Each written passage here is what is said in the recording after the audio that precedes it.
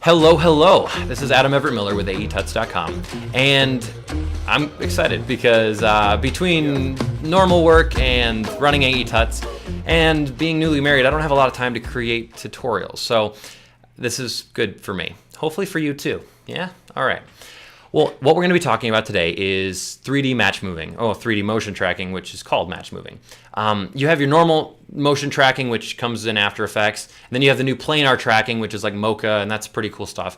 But then the next one would be this match moving, 3D motion tracking, basically recreating a simulated camera that moves in the same path that your real camera would move. It does the same zoom and everything. It's awesome, awesome stuff. Andrew Kramer a while back on Video Copilot had done a series, the whole Meteor series, where he had shown some techniques and had created some tutorials about this whole thing. But he used a program called Buju, which though it's awesome, it's also very expensive. And I can't afford it. So in my searching for a more cost-effective solution, I came across PFhoe. PFhoe is a program by PixelFarm, and PixelFarm made PFTrack, which is high-end production stuff. Really, really cool. Well, they basically used this. They took that program and boiled it down to a very user-friendly, more simple, easy to manipulate and work program called PFhoe, and that's what we're going to be working on today. There are other tutorials out there about PFhoe, so this is not overly revolutionary, but hopefully you'll find some things in here that you hadn't played around with before, and if nothing else, maybe this is just your first exposure to 3D match moving, and it's going to kind of open your eyes to the fact that your average person can do it. It's not that expensive. You should check out their website, PFhoe.com. And yeah, one last thing I will say before we get into the tutorial, Aaron Stern over at ArtBeats, there's a great tutorial.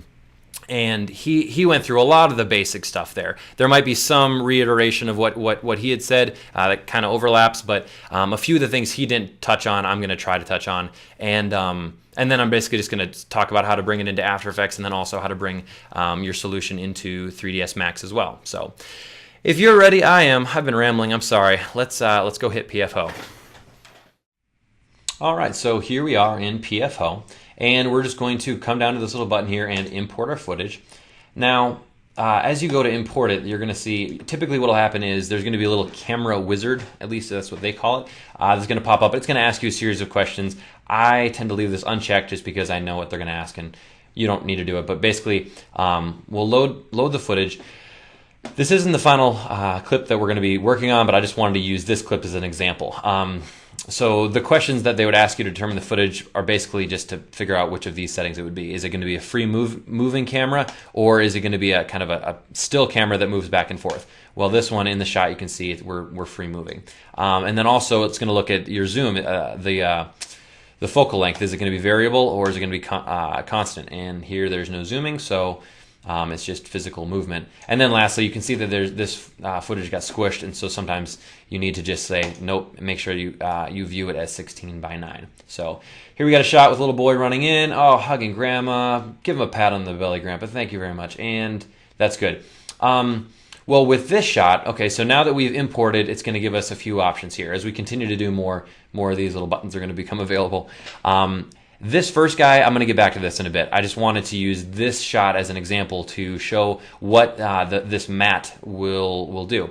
So as you can see for this shot, if I wanted to establish and find out, kind of basically create this scene, I'm not going to want this moving boy running into the scene, because what that's going to do is really throw off the camera track. It's going to be so confused, because in one sense everything's moving, but yet you got, I don't know, these stripes especially here are moving up and down, and they're going so much different than the rest. So what you can do is create a mat. And so over here I have a mat that I've created, and basically it's the same movement, but just in After Effects, I just did a quick garbage mat around whatever was moving. So here it's the boy running in and going up to the grandparents, and then as the move, I mean, I spent maybe like 10 minutes on this. Just obviously you can see I didn't spend too much time, but just making sure that whatever there's movement that I don't want to be tracked, that will be white, and then everything else will be black. And so I can get rid of that. And so then if I come down here and import that, what's going to happen is wherever, let's see, it's thinking about it. Come on, you got it. not responding. There it is. Thank you. Got a lot of things running right now. Now you can see what's happened is where there's white, it's shown up as pink. And so as I go to track this shot, you can see that I have all these tracker points. Well, none of them are inside the pink. It's kind of eliminating any tracker points. And this is just going to save you a lot of heartache. Now, with one shot that I had recently worked on, the background ended up being a lot of like trees with moving leaves, and I couldn't figure out why is my track so funky. And I didn't take the time to realize, okay, yeah, if it's a windy day and there's a lot of leaves moving in the background, even if it's just slight movement, those are going to be points that are going to move. So this you're not going to sit there and draw little white boxes for every leaf, but for big movements like this, if there's a car driving by or a person walking onto the scene, that's pretty much where you'd want to use this mat. So that's that. That's the reason why I use this clip. So let's jump over, and I'm not going to save this shot. Let's go to the other shot that we have here, and this is the one that we're going to be looking at. And I'm going to include this in the product file, and so if you are a Plus member, you will have access to that. Cough, cough, no hints, but yeah, here we go. All right, so we have our footage here, and this is just a shot that I took outside. I actually waited until it was autumn with the leaves falling, just thought I'd have more markers to actually track. But as you can see, this is behind our studio. I just kind of walk around the corner of the building, kind of doing a full rotation here, and then slowly back up to reveal a full wall. And so what we want to start with, and as just like before, this is free motion, it's constant, we're not zooming in or out, and it's already 16 by 9, so we're good there. So we already talked about the mat, but what this button here is you notice on the end here, as this is moving forward, even though this pole in real life is a straight pole, you can see I was kind of bowing a little bit because of the radial distortion caused by the wide angle lens. It's not crazy wide, but that little bit is something that can alter your end result. One thing that I will do is, you take your camera, and because of the wide angle lens, you want to, what I did is I created this grid, and if you hold it up, you can kind of from there, you'll be able to see how distorted your lens is. Now, I'm not recommending that every time that you're ever going to shoot a match-moving shot, you'll carry around this piece of paper, but it does give you an idea as far as when you're at the widest angle, how wide your angle actually is, just to see, what the distortion is, at its widest point on the edges. So that's just a tip. Okay.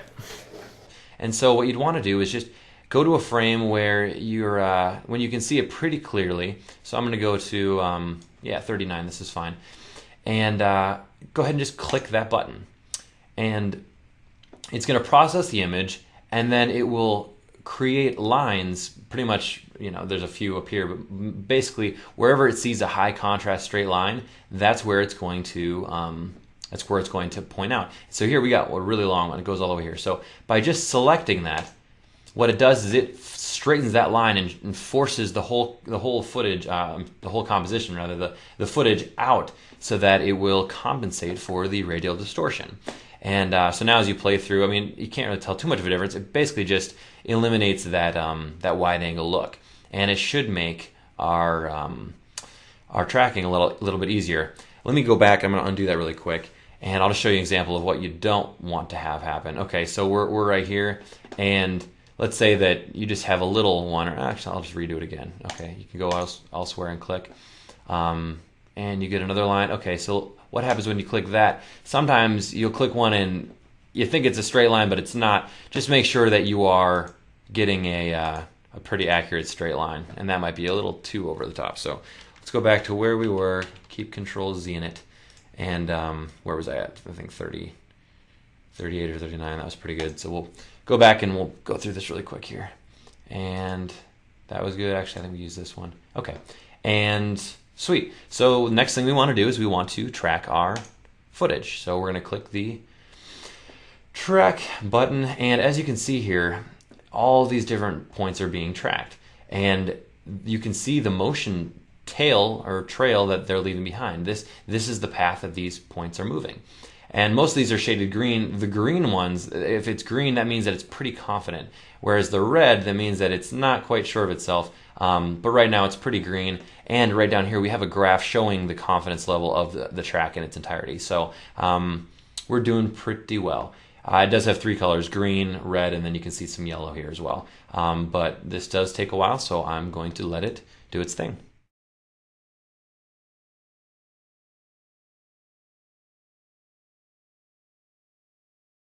Now, really cool thing here, as it gets to the end, you're going to notice it's going to bounce right off this wall and then continue to backtrack and then retrack the whole thing in reverse this time, just to continue to increase the confidence and get the tracking points correct. What's so cool about this is you can really see it working. The ones on the outermost edge, they're really moving, so you can see how broad their motion trail is, whereas these guys are barely moving because that's kind of almost the center of the movement. And these points are not moving from one frame to the next that much. So what this is doing is it's calculating the distance from this guy to this guy to this guy, all these, and how far apart they would be if we were to recreate this scene. It's a really, really cool little process here. Okay, awesome. So we have these tracker points, and they move all the way through pretty well. And what we want to do, just since that did take a while, let's go ahead and save our shot. And we'll just save it as project file. Cool. And as you hover over any one of these points, you can see the path that point took. Now, just like earlier when we were talking, we have green is good, yellow, and then red is not so good. So like right now, you can see that a good chunk of this point right here, it's not confident. And so if you were to ever have maybe like a leaf falling in the shot where the motion tracker were to pick that up, what you can do is you can just select, you can select a group of them by lassoing around it, but you can select individual ones and then just hit delete. And what that will do is hopefully eliminate the questionable tracking points, and just keep the ones that are a little bit more confident. Well, this one's looking pretty good all the way through. So the next thing that we're going to want to do is kind of tell PFhoe what our scene is looking like. So by clicking this box right here, this button, it pops this box up. And a lot of the tutorials that I saw, they were tracking footage of like a house or a building or like a monument that has a perfect square. Well, with this shot specifically, we don't have a perfect square. Like we could try to line that up with the edge of the building here, or we could try to use like that guy in the distance, but we don't have the great perspective. So what we're going to do is just look for a straight line, and it looks like right here, this is pretty good. Or we could actually move it out a little bit further. We'll go right here. And what we're going to want to do is just line it up. Since we have this one line going straight across the frame, we try to find a good angle to line up the square. And so we'll take it right here and pop one edge up, and then we'll take the other end, and let's see what would be a good spot. Right there. What we want to do is basically pretend that this box is going to be going into the wall. And so since we have one line there and we have another line here, we want to make this go straight up and down as much as possible. So actually we want to make it go even to that. So seeing as how that pipe is kind of going over, we can move it over just a little bit, try to emulate the angle of the camera. And then from here, instead of going down, we want these guys to go up, because that's essentially what they would be doing. And we want the lines to be as square as possible. Okay, and in essence, the ultimate goal is to make this plane look as if it is, really the ground layer. So I'm not 100% thrilled. The grid, it kind of goes, it looks good there, but I'm not sure if it's 100% accurate. So we'll just kind of tweak it around a little bit. We're really trying to line up the grid with the floor. So I feel like it's shooting in a little too much there. But it's not too bad. So I think this will work. And worst case scenarios, we can always go back and tweak it later. So now that we have this basic position, let's go ahead and track or solve for the camera. Okay, awesome. So now we have a basic camera solve, and we can see all of the points that it is placed through the shot. What's really cool is you notice, okay, we got all these points right here along the edge of the wall. As we pull back, we can still see where those points would be. Even though they're technically not even existing right now in our shot, we can see where they would be through the rest of the movement. So as we're seeing, we see a lot of green dots. As we said earlier, the green is a more confident. So they go from being, not so confident right here to being more confident as the shot goes in. At this point, what we can do is we can get rid of, if there's any really, like right now, these guys are really stretching out of whack, and so these aren't feeling like they're right. And you can kind of see in general, this grid it almost seems like it's hovering above the actual ground. So what we'll do is we'll look for a confident point right along this edge here, and we will establish that as being kind of our anchor point here. So let's see, what do we got? This guy right here actually looks pretty confident. So what I'm going to do is I'll first select it, and then I'll come down here and I'm going to take my origin and bring it down to that point. So by holding down space, that's going to provide my options. I'm going to move origin to feature, being that feature right there. Okay, well, let's look at the grid. It seems to be lining up decently well. Let's see, how are we doing? Okay, and we can move that up or down accordingly, just to make sure that we have it right. And what seems good here doesn't seem as good here. And so it's going to take some tweaking. Another thing that we can do is by holding down space and you go to rotate. This will allow you to kind of rotate a little bit to get it exactly how you want it. And this isn't perfect, but it should work for what we're wanting to do now. But if you do run into some problems where you're just really not getting an accurate match move, there's a few things to solve that. Number one, obviously, just back up and redo it. Make sure that the box is put it accurately, and then just make sure you get rid of any red points that are just obviously bad. Now this, as you can see, is not perfect, but when it comes to match moving, honestly, you need to do a job as good as it needs to be done. With what we're going to be trying to do now, I'm just going to be throwing in some text hovering here. So it's not as crucial that we get our points spot on. Now, if we're going to be having, an explosion coming out of the wall or something resting on the ground, you need to spend a little bit more time to make sure that it's accurate, just because you don't want to have sliding. But especially when you're dealing with hovering text or anything in the sky, or even just something in the environment, you don't have to kill yourself on making it spot on. As long as you're pretty accurate, you should be fine. I'm only saying that from experience, just because I've killed myself over stupid products that at the end it really wasn't even that important. But let's say that you aren't really thrilled with your result. Let's find a decent spot. Okay, right here, this leaf is in the shot, but there's only one tracker on it, and it picks up right there. But let's say that you have a spot. Actually, let's use maybe this little guy over here, that it's in the shot for a while, and that one has a go. Okay, I'm going to get rid of. Let's get rid of this initially. Delete. Holding down. Delete. Okay, I'm going to track this spot specifically because where it kind of lays these guys out somewhat randomly. And so if I see a spot that I want to be tracked, I can go in here and by clicking this button, I simply hit space and then add new feature. And then by grabbing the middle, I can drag it right over to this guy and select that. But by the way, just as far as moving around, if you hold shift, you can drag around, and then if you hold alt, you can zoom in or out. So just to make sure that we know what we're looking at. You can also make this smaller if you want to be more specific. But from this point, I'm going to back it back out again. Let's go ahead and hold down space, and then we want to track backwards. And it's going to track just that one point, and it's going to slowly start to lose its confidence as time goes on, but it looks like it's keeping itself pretty well. Okay, a little fickle in here, but it's going strong, Let it go all the way through. Okay, and by the end, it's kind of out of there. We'll just finish it out, and we can drag it. At any point here, you can fix it and drag it. Okay, well, let's go back to where we started, and then we'll do the same thing, space, and we'll track forward. And it should end, yeah, right at the end of the shot. Okay, well, and I can back it out to show you that it's the end of the shot. Okay, so we have one point that we've told it to track specifically.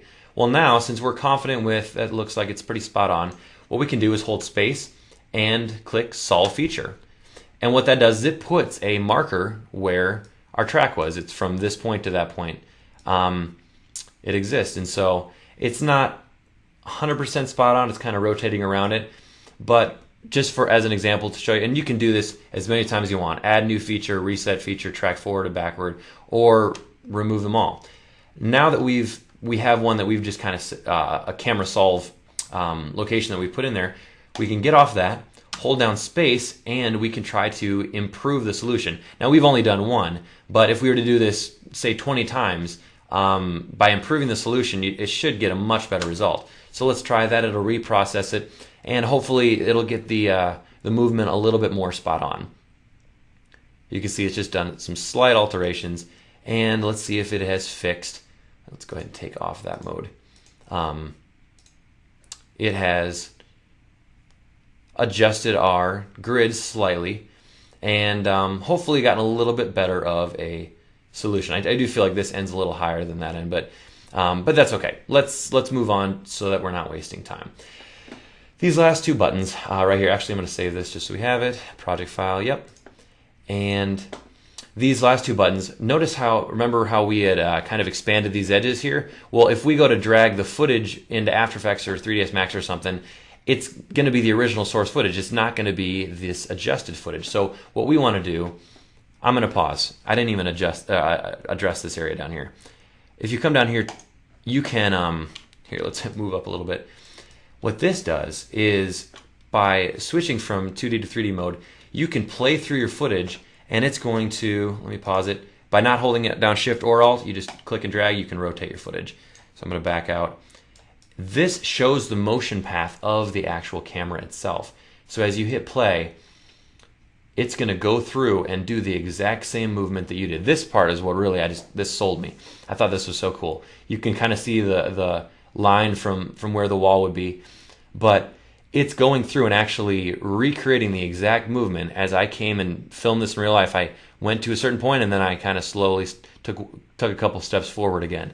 So this just helps you to get a visual of what the real movement is. Shift to move around, Alt to zoom in and out, and nothing to rotate. Okay, well, getting back out of that, cool. Just to see that so that you get a better visual. Maybe that'll help you understand, if your track is on or off. What this is doing is you can now export an image sequence of, basically, it will export the adjusted video. So I'm going to do that.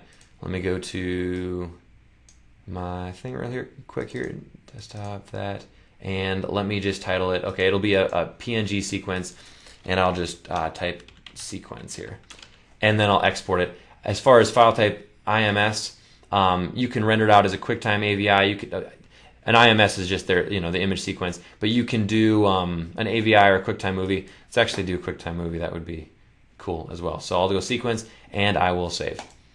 Okay, now that we've done that, as I'm looking at this a little bit more as it was saving, I'm realizing like this isn't the greatest. So what I'm going to do really quick is just see if I can just adjust that. I think it had gotten a little bit rotated. Yeah, hopefully that's better. Okay. All right, so finally, what I'm going to do is now I need to export the camera for both After Effects, 3ds Max, whatever program you use. So let's save it really quick. Product file, good, yes. And all right, here we go. Well, I'm going to save two. I'm going to save one for 3ds Max, which we will use here shortly. Let's go to, oopsie. Desktop, tracking, and okay. 3D camera solve, okay. And I can click OK. And then let's also, while we're here, let's save an After Effects, which is a Maya camera. And so in Aaron Stern's thing, he said to upgrade it, he said that 500 works well for him. So we'll try that. I actually have always just used 100, but I just watched this tutorial today, so I'm going to try that out and see if that's better. And we'll click OK. Sweet. So now it's time to move over into After Effects. All right, so here we are in After Effects, and what we can do is, let's just import our sequence. If we click on one and then just come down and make sure that JPEG, it's kind of hard to see, I guess. Let's make it smaller. Make sure the JPEG sequence is selected.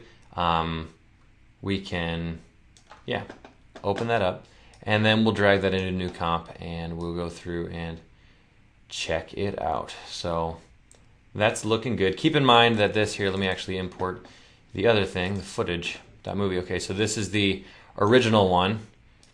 And as we'll bring it closer to the bar, that's the original, and then remember that we had exported the adjusted footage for tracking better. So we're going to be using this adjusted one. So for the time being, let's just get rid of what we don't need.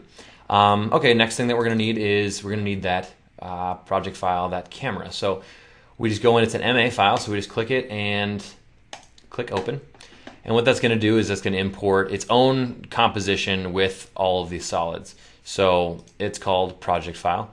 So as we open this guy up, we're going to see like a bajillion of these little null objects. And as we scrub through, it basically creates a null for every single one of those point trackers there. And a little bit overwhelming. What I used to do is I would sit there and like, let me make this bigger. I'd sit there and like grab a bunch of them and then delete them, and then like leave one and then grab a bunch and delete them. And just because there's too many to work with, it just gets annoying. But then actually what Aaron Stern did was he grabbed like, he would just go through and grab a random selection of them along the way. He actually grabbed the ones that he thought would be helpful. I'm just going to grab random ones. I figure if they're spread out, that means that they're probably spread out in position as well. Going through, and let me just do this till the end. And then with all these, I just change the color to something else like orange. Then everything else, I select that color group, and you can, did I not do that? Oh, I did do it. Okay, yep. Grab that color group, and for the time being, you can just turn them off. And to get them out of your way, you can hide them. And I thought that not everything, oh, did I select everything? No, that's good. You can hide them, and now you're stuck with just your orange ones. And even the orange ones I have too many of, so I'm gonna like just get rid of like half these guys. Okay, cool. So now I just have a few basic ones, and this is just to show me what I am working with here. So I have that. What I'm gonna do is take my sequence and drop it in on top. Maybe I did that too far. And so now you can see that it moves with the scene. Pretty stellar. And so right off the bat, actually, you know what? I'm just going to get rid of these altogether. I can still see them now, but they're just not cluttering up my timeline here. I'm going to go ahead and save this really quick, just to desktop, untitled project, sure. And all right, sweet. So now we have this scene imported into our composition. So what we can do is we can basically just, let's just create some text. We'll say AE Tuts, and we'll make it considerably larger, and maybe a nice font that'll whatever, not a big deal. And then if we make this a 3D layer, it will place it right in the scene. And then just kind of getting a feel for where that is in comparison. I mean, it's right there. We'll want to take it and hitting W, rotate it so that it would be, when we back all the way out, yeah, let's make that considerably larger. Epically huge. And yeah, so now as we move, we can see that it's just in our scene. And when it's floating, you know, it doesn't really matter. Yeah, this was the point I was trying to make earlier, that especially if we're just trying to have floating text here on screen, it's not that crucial that we get an exact perfect match, just because some slight slipping, say that 10 times fast, when it's hovering in the air isn't going to be that noticeable. Okay, so we have this. Well, let's take and in the preview, what I did was I just created a shadow. So what I can do is create a new solid really quick, and let's make it 3D. Okay, and I'll bring it up, and I will W rotate it. Okay, and let's see how this guy compares. Let's try to line it up with the wall as best as we can. Let's see, where would the wall be roughly? Let's see how that feels. We'll back it up a hair more than that. And okay, it looks like it might need to go back just a little bit further, but not a big deal. Okay, and again, this is just pretty rough. I'm just putting this together, and then from there, let's just scale it way up, and we'll move it over. You can see that the angle isn't 100% right. I could probably use a little bit more rotation. But yeah, by scaling it way up, actually, you know what, as I'm thinking about it now, when you export that camera, when you scale it to 500, it makes all this stuff, I guess it makes this smaller, because I'm not used to having to scale stuff up this far, so maybe I shouldn't have done that. But it's okay, we're experimenting and learning together. This is not exact, but it will still work to show off the basic principle. Okay, as we back up, we want to, let's actually make this layer solid. We'll make it a white layer. Okay, and then we want to create a new light, and we will make it a spotlight. Okay, cool. And we'll move it up, and we'll move it over and out, and then we'll rotate this guy so that it faces the wall, right? Okay, so now what we want to do is take this light, go to Layer, Light Settings, and click Cast Shadows. Okay, and then we want to go to this guy, this white layer, Material Options, and have Cast Shadows on. I'm sorry, not Cast Shadows, but Accept Shadows on, which it does.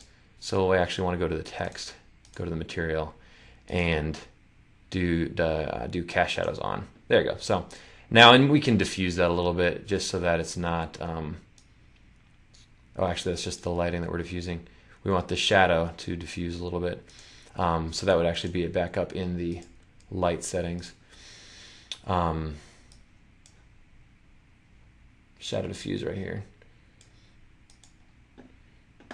Well, it didn't do too much because of the scale that we're working with, but basically as I move this guy around, I have a light, but it's on that right now. So what we want to have it do is, yeah, we want to go into the material options here and go accepts lights off, and what that's going to do is just show up the the shadow here as we move the light back and forth. And I might have done this invertedly, but basically it's creating a shadow there. So now as I take this guy, hitting F4, I can bring it up. I can just go multiply, and that's going to create a, selecting the light, it will create a shadow on that background layer accordingly. And I can back it up so that it does that. But so you can see basically the principle involved here. And you know, at this scale, I would probably just maybe add a little blur to that. But also then with this AE Tuts, as I move this around, like moving it out further, it's going to get bigger as it gets closer to the light, to the point that it's actually clipping off of the solid. But that's how you would create a basic shadow here within 3D. So take advantage of that and play with it. It's kind of fun. The next thing, what's really cool about this, okay, well, that doesn't look overly incredible. You're not going to see that on a commercial too soon. So what's really fun is, let's just get rid of these guys right now. And we still have our comp. Let's create a new solid, and let's add particular to it. Oops. All right, let's grab particular and drag it over. Thinking about it, there it is. Okay, and we want to set our emitter. Let's take the point, and we want to bring it up here a little bit more. Actually, check it. Let's take, where is my emitter position? Let's crank it up so that now, as we move around, we're going to actually be moving through an emitter. And I think they actually have some presets here. What are the presets? Organic lines, that's one of them. Organic motion, maybe. I can just pop that on top and then get rid of the other particular. Let it think for a moment. And then I'll just, I'll get rid of this first one. Okay, so then I'll go into the emitter here and I will adjust that, bring it up, and let's bring this guy out. And then let's go down here into physics really quick just to make this thing look a little bit fatter. And into air, and then we'll take this spin amplitude and we'll kind of crank it out a little bit. Okay. And then what else would we want to do? Anything, air resistance, maybe just to slow it down. Okay, well this will make it a fatter guy. And then lastly, we can make the size just a hair larger. Okay, so now we can see that we actually have some particles. So as we come around, we're actually seeing that we are moving around in the world. We're moving around these particles. And so this is just an example to show, but this could be anything. This could be flames coming out. This could be, you know, like using the force, or remember like Street Fighter, how they used to shoot each other with like the, you know, the beam of power. There's a lot of options here, especially when the fact that we're having a, the fact that we've recreated this environment. So now when we enter in 3D space, it will, you know, a 3D particle emitter will really, I mean, you could have snow falling, you could have anything you want to. Lots and lots of options here. I hope that this is getting you guys excited. Obviously, we'll need to go through and mask that out. But just within After Effects alone, there are tons and tons of fun things that you can do with this. We're going to get over into 3ds Max here in just a moment. Actually, I'm probably going to make that a part 2. So let me do that. I can. You understand the basics of masking. Let me just, I'll mask it really quick. Duplicate the layer, okay, drag it up on top, and then we will go in here. I don't know if you guys know this, but if you hold down space, you can drag around. That everyone knows. But in 3ds Max, you hold down the middle like scrolling button, you can grab that and rotate around. I was used to working in 3ds Max, so I came over here and I actually did it, but it actually worked, so it's kind of cool. So instead of holding on space and dragging, you can actually just grab the middle scroll wheel and do it. Anyway, so with this, you'll want to, all right, so you guys understand the basics of masking. Obviously, we would need to mask that out because that is no good. So we would just duplicate that layer by hitting Control D, bring it above the other one, and then, you know, just create a mask around the pole. Dragging it roughly. I'm not going to be that exact. Holding down Control will allow you to see these pivot points. Okay, and then just hit M to bring it up. Mask path, drag it forward a little bit, and hitting V, we can just kind of bring that over here.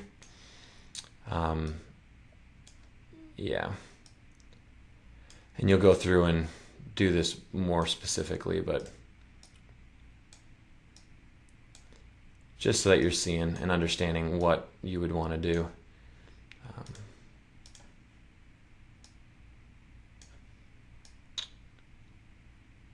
This is a really, really fast job, but we would just take the same thing and go from here. Okay.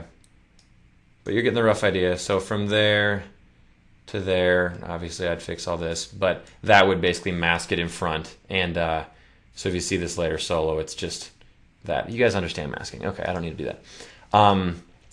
But yeah, I think I'm going to make a part 2 of this, which is going to be going over into 3D Studio Max and then generating a model in that environment and then bringing it back over to After Effects. So I hope you guys have enjoyed part 1.